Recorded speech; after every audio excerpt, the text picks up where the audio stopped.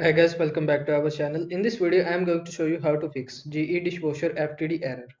I am in the official website of Reddit where the people provide their opinion and solution regarding this. This is the solution. The pressure sensor on these machines are known to be clogged. Clean it out and you should be good to go. So this is the first thing you need to try. The pressure sensor on these machines are known to get clogged. Clean it out. So this is the first thing you need to try. And the another people says that adding that I did the exact same thing as everyone else and it worked for those who need it.